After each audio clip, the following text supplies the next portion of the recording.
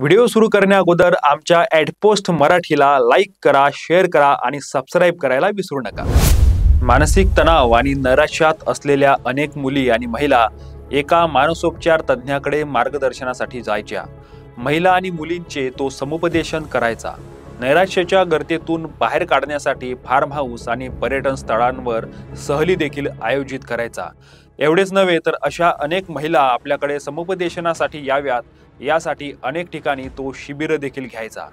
इथपर्यंत सर्व ठीक होतं, पण पुढे त्या मानसोपचार तज्ञानं जो काही कांड केला तो ऐकून तुम्हाला देखील एखाद्या मानसोपचार तज्ञाकडून उपचार घ्यावे लागतील अशी विचित्र घटना नागपुरात घडली आहे।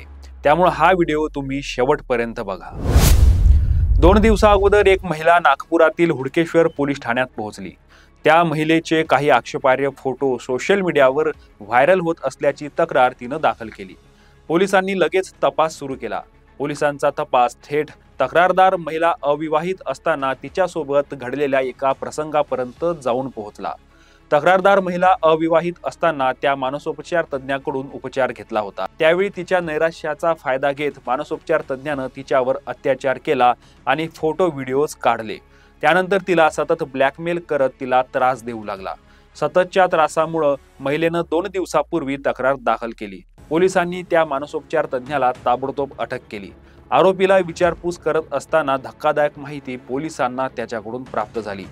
1, 2, 4 नव्हे तर तब्बल 15 ते 20 महिला आणि मुलींवर त्यानं अशाच पद्धतीनं अत्याचार केल्याची माहिती पुढे आली आहे।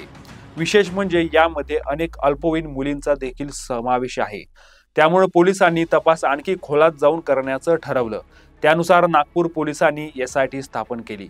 आरोपीचा मोबाईल आणि लॅपटॉप देखील जप्त केला। आत्तापर्यंत आपल्याकडे 3 केसेस दाखल झालेले आहेत। त्याच्यात वेगवेगळे फिर्यादी आहे आणि जे विक्टिम्स जे आहे ते अल्पवयीन आहे आत्तापर्यंत जे आहेत आणि काही अजून याच्यात निष्पन्न होण्याची शक्यता आहे। म्हणून आम्ही 31 तारीखला एक स्पेशल इन्व्हेस्टिगेशन टीम तयार केलेली आहे आणि त्या टीममध्ये women and child development officer तसेच CWC आणि इतर मेंबर्स पण आहेत। सायबर क्राईमचे आमचे API पण त्याच्यात त्या कमिटीमध्ये आहे। तसेच जे हेड करते ते आपले IPS ऑफिसर आहे, ती DCP ते त्याला हेड करत आहे। याच्यात काही फुटेजेस वगैरे आत्तापर्यंत आपले समोर आपल्याकडे आलेले आहे आणि त्या अनुषंगाने सध्या त्याच्यात इन्व्हेस्टिगेशन चालू आहे। आरोपीच्या लॅपटॉपमध्ये अनेक मुली आणि महिलांसोबतचे अनेक व्हिडिओ मिळाले आहे। त्याची पत्नी देखील फरार आहे।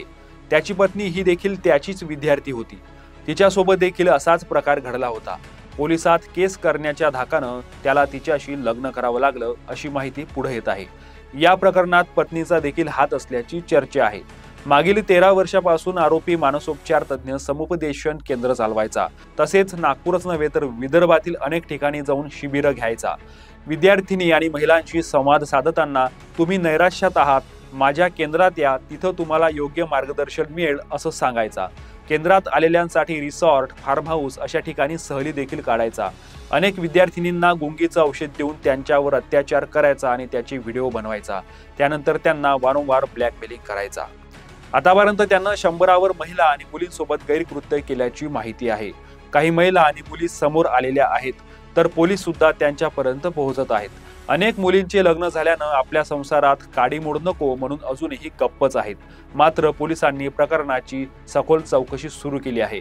नागपूर पोलिसांनी SIT स्थापन केली असून बालविकास अधिकारी, सायबर सेल आणि बाल कल्याण अधिकाऱ्यांच्या देखरेखीत तपास सुरू केला आहे।